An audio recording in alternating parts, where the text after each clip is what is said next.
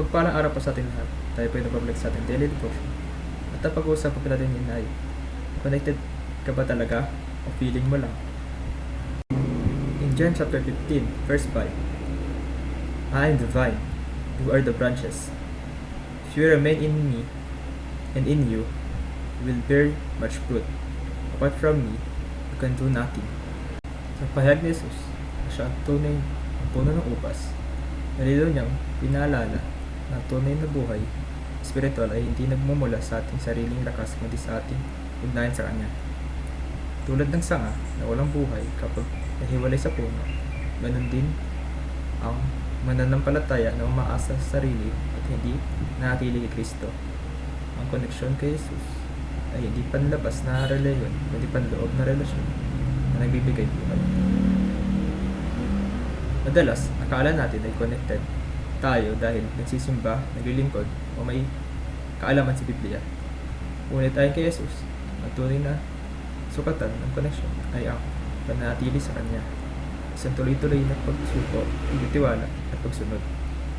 Pag nahiwalay tayo sa Kanya, kahit gaano pa tayo kabisi o sa gawain, ang bunga ay ang natiling mukha.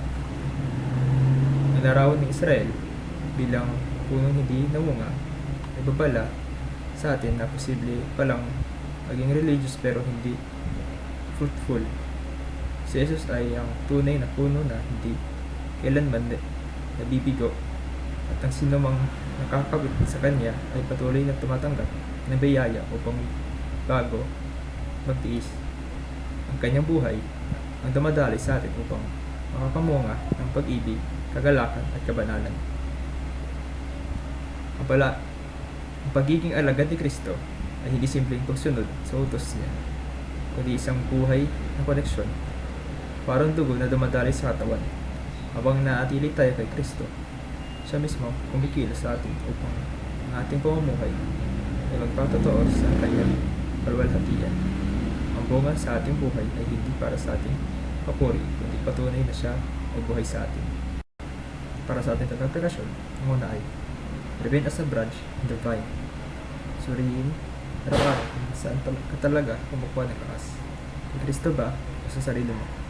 Piliing manatili sa Kanya sa panalangin, salita, at pagsunod kahit mahirap.